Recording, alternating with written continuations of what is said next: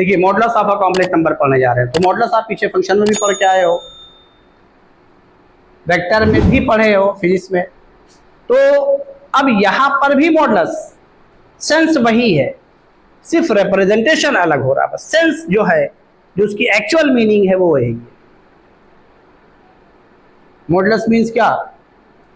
Positive बनाना, जो आपने पीछे पढ़ा, रियल नंबर्स में पढ़ा है, मॉडुलस फंक्शंस में पढ़ा, उसका ग्राफ पॉजिटिव है, मॉडुलस फंक्शन है तो ग्राफ कहाँ चल रहा है? एक्स एक्सिस से अबव, यानी पॉजिटिव कुछ होगा। वही पॉजिटिव के सेंस में यहां भी लिया जा रहा है, लेकिन थोड़ा सा चेंज करके। आइए देखिए क्या है, क्योंकि अब कॉम्प्लेक्स नंबर पढ़ रहे हैं तो कॉम्प्लेक्स नंबर के हिसाब से लिया जा रहा है। देखिए लेट कर लिया, z हमारा एक कॉम्प्लेक्स नंबर है, ये हमने लेट कर लिया, ये कॉम्प्लेक्स नंबर है। इसके मॉडुलस को हम जो पीछे रिप्रेजेंट किए हैं वही होगा, सिंपल नहीं बदल रहा है। ये कहलाएगा modulus of z, modulus of z।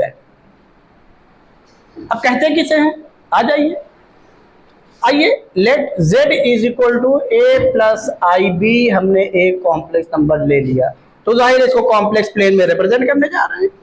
ये कॉम्प्लेक्स प्लेन ले लिया, x x dash y y dash. अब इसको रिप्रेजेंट कर दिए, इसका ऑर्डर पेयर क्या होगा? a comma b।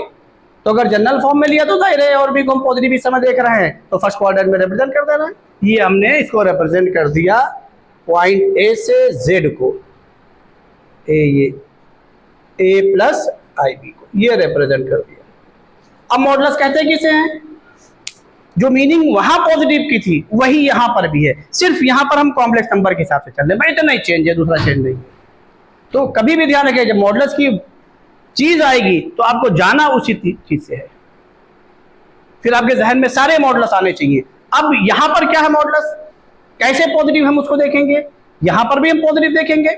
ये जो ओरिजिन है, इससे कॉम्प्लेक्स नंबर का जिस पॉइंट से रिप्रेजेंटेशन हो रहा है, ओरिजिन से उस कॉम्प्लेक्स नंबर के पॉइंट को रिप्रेजेंट करने वाली लाइन सेगमेंट, यही लाइन ही क्या कहलाएगी? मॉडुलस।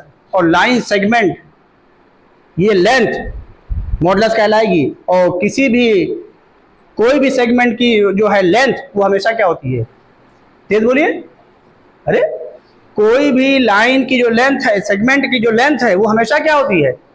तेज बोलिए, पॉजिटिव होती है। ये डिफाइन हो गया पॉजिटिव। यहां पर दूसरे वे में डिफाइन हुआ पॉजिटिव, वहां पर आपने सीधा मॉडल लगा के पॉजिटिव कर दिया रियल नंबर में, भाई इतना ही फर्क है, इतना सा चेंज है। तो अब यहां पर यही लेंथ निकाल ले रहे हैं, वही a प्लस आई बी का क्या हो जाएगा? बोलिए, मॉडुलस हो जाएगा। इसको और करके हमने इसका ऑर्डर पेयर लिख दिया।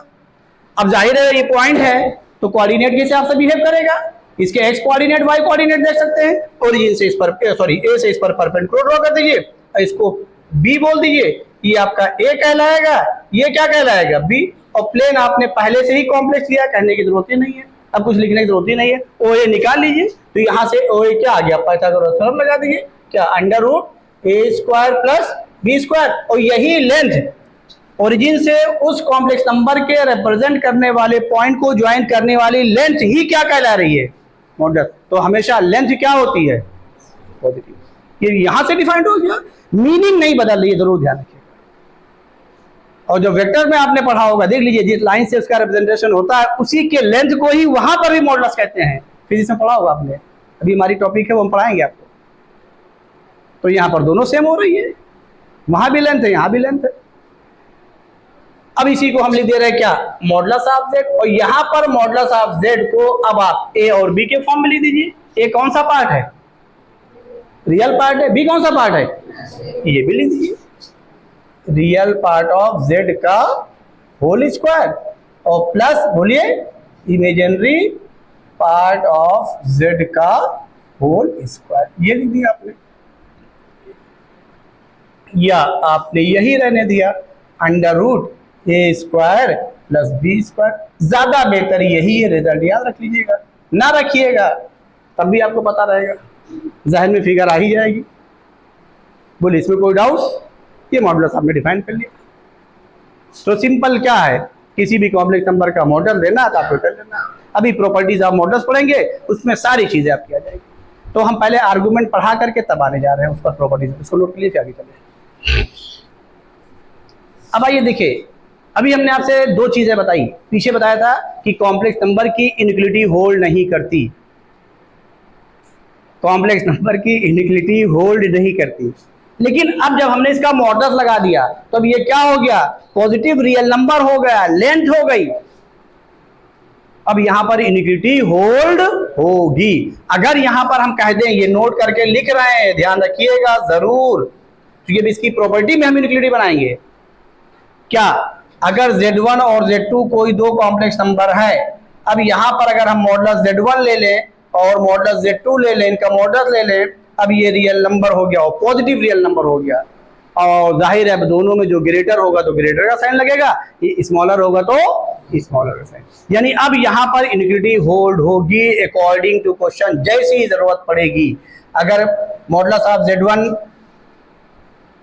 की वैल्यू Z2 की, मॉडुलस Z2 की वैल्यू से क्या है, ग्रेटर है, तो ये होगी। अगर ये Z2 greater, modulus Z2 greater है तो ये होगी। जो भी होगा, ये कहने का मेरा मतलब क्या था, कहने का मतलब ये है कि यहां पर अब इनइक्वालिटी होल्ड होगी, ये ध्यान रखिएगा। किसमें बोलिए, मॉडुलस में। ये मॉडुलस में अब होल्ड होगी। बात समझ में आई कि नहीं आई, इसमें कोई डाउट? तो ये नोट करके लिख लीजिएगा जिससे आपको बात ध्यान में रहे। अब नोट कर लीजिए, फिर आगे जाएगा। देखिए, argument of a complex number, इसी का दूसरा नाम है एम्पलीट्यूड। ये Z हमने फिर एक कॉम्प्लेक्स नंबर ले लिया और इसके आर्गुमेंट को ARG, पहले 3 लेटर से रिप्रेजेंट करेंगे। ARG फॉर आर्गुमेंट, इसकी मीनिंग ही यही हुई, आर्गुमेंट ऑफ Z। अब कहते किसे हैं, आइए इसको भी देख लीजिए। अगर Z इज इक्वल टू, हमने A प्लस IB एक कॉम्प्लेक्स नंबर ले लिया है, तो अब इस कॉम्प्लेक्स नंबर का कॉम्प्लेक्स प्लेन में जिस पॉइंट से रिप्रेजेंट हो रहा है, उस पॉइंट को ओरिजिन से ज्वाइन करने वाली लाइन क्या कहलाएगी, बोलिए, मॉडुलस। ये मॉडुलस कहलाएगी। और यही मॉडुलस वाली लाइन, ये ज्वाइन करने वाली लाइन की जो लेंथ होगी वही क्या कहलाएगी, मॉडुलस। और यही मॉडुलस वाली लेंथ एक्स एक्सिस से एंटी क्लॉकवाइज डायरेक्शन में जितना एंगल फॉर्म करेगी वही क्या कहलाएगा, आर्गुमेंट।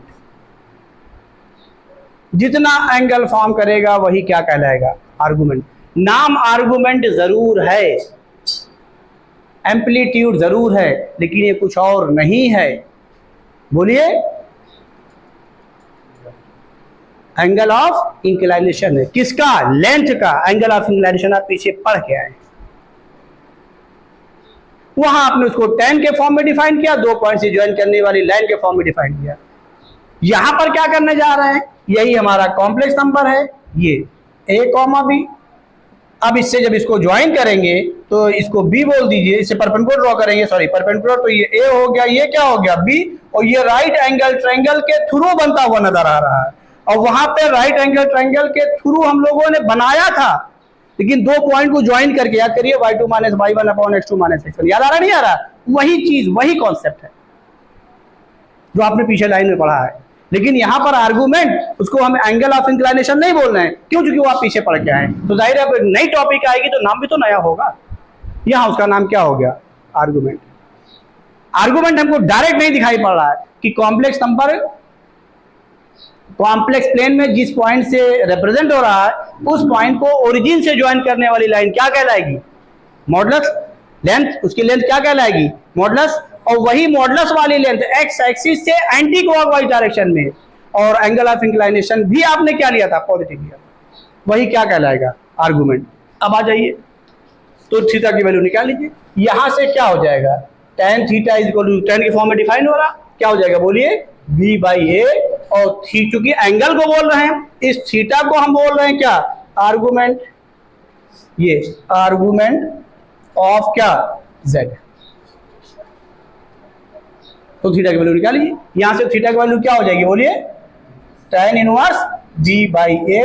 तो देयरफॉर आर्गुमेंट ऑफ Z क्या आ गया, tan inverse B by A. Result तो हम लिख दे रहे हैं, लेकिन आप रिजल्ट को डायरेक्ट नहीं यूज करिएगा। देखिए अभी रिजल्ट को यूज करने का अंजाम देखिए क्या होगा कि अभी गलत हो जाएगा। इस रिजल्ट को अब हम यूज ना करिएगा डायरेक्ट। क्यों? अभी आपको दिखाने चल रहे हैं। बोलिए, इसमें कोई डाउट हो बताइए, नोट कर लीजिए, आगे चलो जल्दी करिए। देखिए इसी आर्गुमेंट को पार्ट के फॉर्म में भी लिख दे रहे हैं। Argument of z is equal to tan inverse, जल्दी बोलिए, इमेजिनरी पार्ट है ना भाई, किसका? z का, अपॉन रियल पार्ट किसका? इसके फॉर्म में लिख दिया। चूंकि इमेजिनरी पार्ट और रियल पार्ट दोनों क्या होते हैं? साइन के साथ होते हैं, साइन के साथ लिया। चूंकि i की वैल्यू क्या होती है? √-1। नोट कर, अब करिएगा। देखिए find the argument of complex number, ये लिखा गया है। अब देखिए वो रिजल्ट तभी ट्रू है जब आपका कॉम्प्लेक्स नंबर फर्स्ट क्वाड्रेंट में, तब हमेशा ट्रू होगा, क्योंकि फर्स्ट क्वाड्रेंट को ही लेकर के हमने रिजल्ट भी निकाला है। और जब क्वेश्चन करिएगा तो theta is equal to tan inverse लिखने की जरूरत नहीं, direct tan theta is equal to b by A. b by A means imaginary part upon. तो अब देखिए, अब यहाँ पर नहीं तो वो रिजल्ट, अगर उस रिजल्ट को डायरेक्ट यूज करेंगे और कुछ ध्यान नहीं देंगे तो क्वेश्चन गलत हो जाएगा। कैसे? देखिए हमने क्या कहा है, पहले आर्गुमेंट की डेफिनेशन में क्या बताया है? किसी कॉम्प्लेक्स नंबर को कॉम्प्लेक्स प्लेन में ज्योमेट्री जिस पॉइंट से रिप्रेजेंट किया जा रहा है उसको ओरिजिन से ज्वाइन करने वाली लेंथ मॉडुलस कहलाएगी। वही लेंथ एक्स एक्सिस से एंटी क्लॉकवाइज में जितना एंगल फॉर्म करेगी वही क्या कहलाएगा? आर्गुमेंट। अब आइए, ये कॉम्प्लेक्स नंबर किस क्वाड्रेंट में है? फर्स्ट में। ठीक है, कोई बात नहीं। ये किस में है? बोलिए, सेकंड में। ये किस में है? थर्ड में। ये किस में है? तो अब आपका क्या हुआ? फर्स्ट क्वाड्रेंट का भी एंगल आना चाहिए, सेकंड का भी, थर्ड का भी और फोर्थ का भी। पहले वाले में किसका आना चाहिए? बोलिए, फर्स्ट का। आइए देखिए हम करने जा रहे हैं ये सोल्यूशन किसका? पहले वाले का। tan theta is equal to, ये लिखने जा रहे हैं, b बाई ए। b का मतलब कितना? 1/1। tan theta is equal to क्या?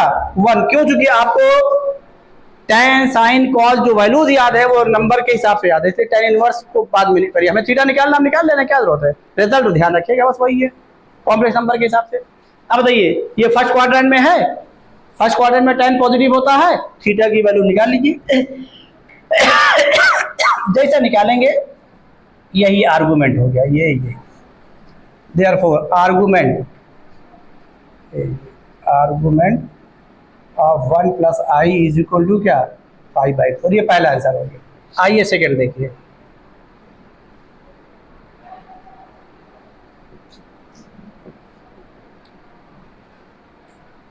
tan theta is equal to, बोलिए, imaginary part 1 upon -1। tan theta की वैल्यू क्या आ गई? -1। अब tan नेगेटिव कहाँ होता है? बोलिए, सेकंड में। और कहाँ होता है? फोर्थ में। तो अगर आप ध्यान नहीं देंगे कॉम्प्लेक्स नंबर किस क्वाड्रेंट में, किसमें है?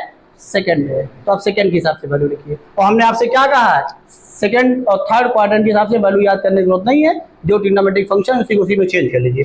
तो tan थीटा की वैल्यू क्या लिख दे रहे हैं? बोलो, -π/4। और आर्गुमेंट आपने देखा क्या है? पॉजिटिव होता है, एंटी क्लॉकवाइज में चल रहे हैं। तो यहां से क्या हो गया बताइए? tan थीटा की वैल्यू, ये सॉरी, ये -1 को क्या लिख दिया? tan π/4, tan π/4। ये क्योंकि पॉजिटिव रखना है उस हिसाब से चेंज कर लेंगे। ये tan π/4 पॉजिटिव वैल्यू ही हमने आपको ट्रिग्नोमेट्रिक फंक्शन बताया याद करने के लिए, भाई हम अभी आज अपने उस पर कायम है वर्ड्स पर। तो अब इसको कहाँ पहुंचा दे? कॉम्प्लेक्स नंबर के हिसाब से कहाँ पहुंचा दे? सेकंड में। ये सेकंड में पहुंचा दीजिए। ये और चूंकि थीटा tan के साथ है तो tan के साथ रखने के लिए एक्स एक्सिस से आइए, कोई चेंज नहीं होगा ट्रिग्नोमेट्रिक फंक्शन में। तो क्या हो जाएगा? tan थीटा की वैल्यू क्या होगी? बोलो, tan π - π/4। तो सेकंड में आगे tan निगेटिव हो गया, पहले से निगेटिव था, निगेटिव क्या हो गया? पॉजिटिव। थीटा की वैल्यू क्या आ गई? बोलो, 3π/4 ये आपका आ गया। देयरफॉर आर्गुमेंट ऑफ बोलो 1 + i = 3π/4। तो अब ये देखिए,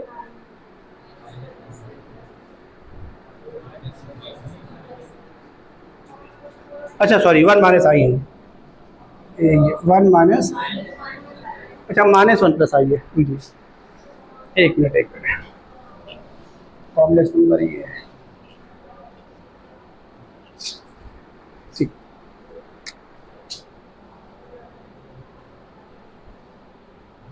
अब आ जाइए तीसरे को देख लीजिए। जब आप इसको करने जाएंगे तो tan थीटा = क्या लिखेंगे, -1/-1। अब tan थीटा की वैल्यू क्या आ गई, अगर आप ध्यान उसी रिजल्ट को डायरेक्ट लगा देंगे भाई, अगर वो रिजल्ट वाकई ट्रू है तो आप π/4 लिख दीजिए। क्या है π/4, किस क्वाड्रेंट में है ये, थर्ड में, तो थर्ड के हिसाब से लिखा जाए। बात समझ में आई कि नहीं आई? तो इसका मतलब क्या हुआ कि ये कॉम्प्लेक्स नंबर क्वाड्रेंट में कहां रिप्रेजेंट हो रहा उसी पर डिपेंड कर रहा है, उसी क्वाड्रेंट में एंगल लेना है। अब बताइए इसको tan π/4 लिखें तो क्या यहां पर अब हमको ये बता दीजिए कि क्या आप जो रिजल्ट फॉलो कर रहे हैं उसी को डायरेक्ट एंगल लिख रहे हैं? नहीं लिख रहे हैं। कहां लेके जा रहे हैं, क्वाड्रेंट में, जिस क्वाड्रेंट में कॉम्प्लेक्स नंबर है। तो रिजल्ट है जरूर, यूज उसी को कर रहे हैं, लेकिन कॉम्प्लेक्स नंबर उसको उसी के हिसाब से वैल्यू नहीं लिख रहे हैं। कॉम्प्लेक्स नंबर जिस क्वाड्रेंट में वहां पहुंचा करके तब लिख रहे हैं। बात समझ में आई कि नहीं आई? तो यहां से क्या हो गया, अब इसको किस क्वाड्रेंट में लेके जाएं, थर्ड में। तो क्या करें, tan π एक्स एक्सिस जाइए, पाई + π/4 क्या आ गया, 5π/4। तो अब इसको लिख लेंगे आर्गुमेंट ऑफ 1 + i, उस हिसाब से। समझ में आ गया? चलिए लिख दे रहे हैं। देयरफॉर आर्गुमेंट ऑफ -1 - i = क्या, 5π/4। इसमें कोई डाउट? अब आ जाइए चौथे वाले देखिए, tan थीटा = रिजल्ट आप यही लिखेगा, tan थीटा सही है। तो थीटा इसलिए निकाला है क्योंकि इनवर्स फंक्शन किसको शो करता है, एंगल को, उसके फॉर्म में लिख दिया कि एंगल नजर आए वहां पर। tan थीटा की वैल्यू क्या हो गई बताइए हमें जल्दी से, -1/1। tan थीटा की वैल्यू क्या आ गई, -1। अगर आप ध्यान नहीं देंगे तो मालूम क्या करेंगे, tan नेगेटिव है, सेकंड क्वाड्रेंट वाला उठा के लिख देंगे और गलत हो गया। क्यों? क्योंकि कॉम्प्लेक्स नंबर किस क्वाड्रेंट में है, अब इसको फोर्थ में लेके जाना पड़ेगा।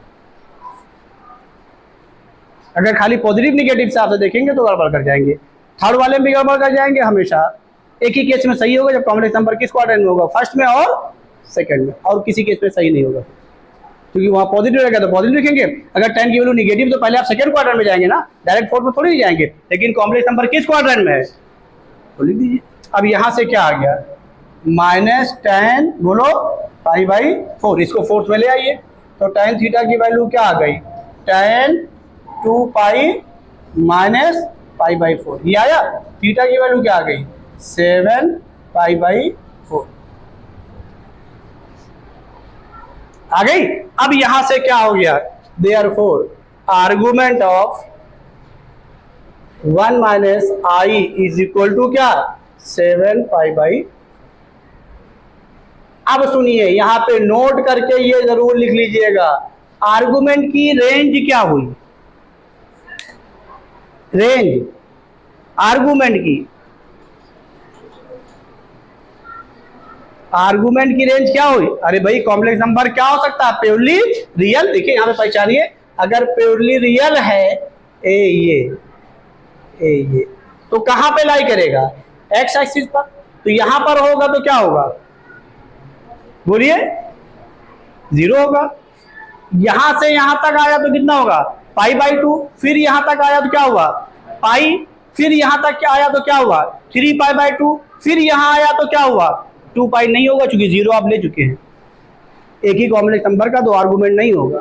तो नोट करके जरूर लिख लीजिएगा यहाँ पर, ये आर्गुमेंट ऑफ z किसी भी कॉम्प्लेक्स नंबर का ये ग्रेटर देन r = क्या है, 0 है, और लेस देन कितना है, 2π, इक्वल नहीं। और लाइन सेगमेंट में क्या होता था, क्योंकि वो लाइन होती थी आप उसको एक्सटेंड करा देते थे। वहां क्वाड्रेंट का कोई मतलब ही नहीं था, लाइन को एक्सटेंड करा देते कि क्या एक्स एक्सिस को वो कट करे। यहाँ पर ऐसा नहीं, यहाँ लेंथ ही फिक्स है, वो जिस क्वाड्रेंट में उसी में रहेगी। ये बात क्लियर हो गई। अब आ जाइए यहाँ पर एक और इंटरेस्टिंग पॉइंट है, उसको डिस्कस कर दें, जल्दी स्टोर करिए, चल रहा है, जल्दी करिए।